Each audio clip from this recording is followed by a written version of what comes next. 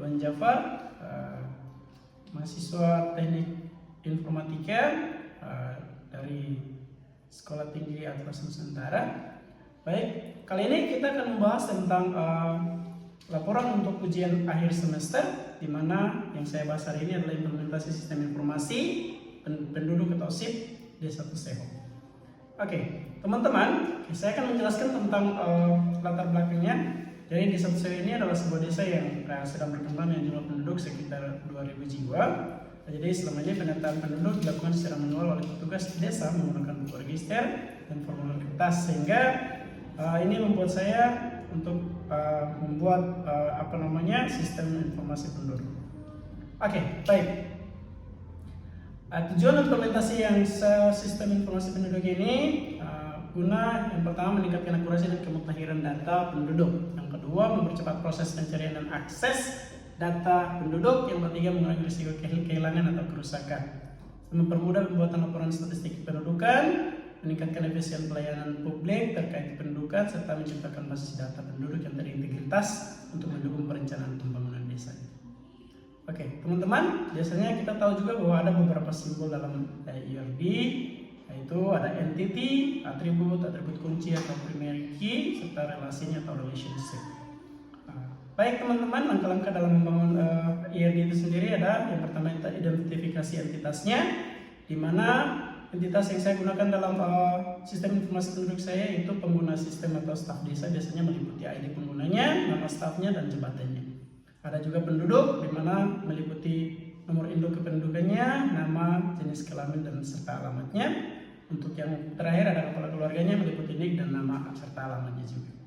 Identifikasi yang kedua adalah identifikasi atributnya, di mana saya setelah identifikasi, langkah berikutnya adalah atribut yang kita akan identifikasi untuk setiap entitas, di mana atribut di sini menjelaskan contohnya entitas pengguna sistem, atau di sini staf desa memiliki ID pengguna, nama staf, jabatan, dan lain-lain. Oke, yang terakhir menentukan hubungan antar entitas atau relationship-nya, di mana langkah ketiga ini kita menghubungkan antar entitas dalam sebuah sistem. Hubungan yang perlu diidentifikasi. Contohnya pengguna sistem staf desa mendata penduduk, yaitu relasinya yang ada di desa tersebut, kemudian staf desa mendatanya sesuai dengan kepala keluarganya masing-masing, itu relasinya. Oke, teman-teman, bisa dilihat bahwa di dalam IRD-nya atau entity relation diagram-nya masih masuk kategori yang kita bahas dari tadi yang di awal, yaitu pengguna sistem atau staf desa, di mana ada ID penggunanya, nama stafnya, serta jabatannya.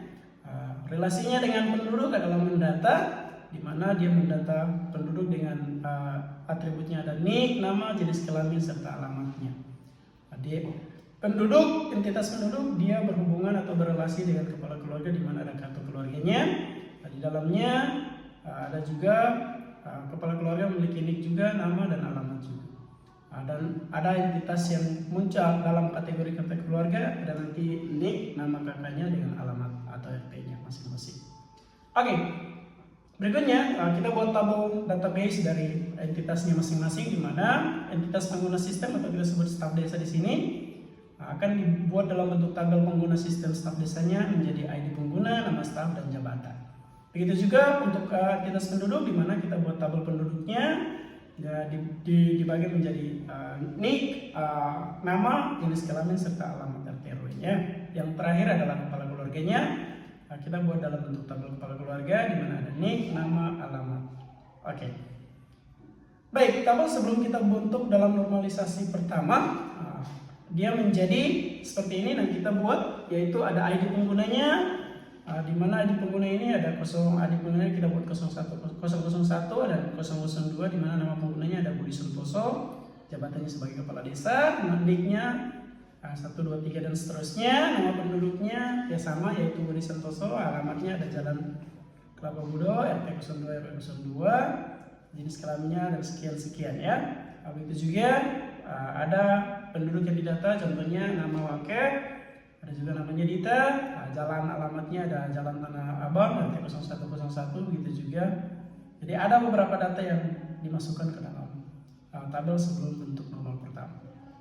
Kita akan membentuk normal sebelum normal pertama ke normal pertamanya menjadi data yang ganda tadi, kita jadikan, kita memilah satu-satu menjadi penduduk yang bernama Wangkep dipisahkan dengan penduduk yang bernama Dita juga dipisahkan dengan nama nik dan kakaknya masing-masing.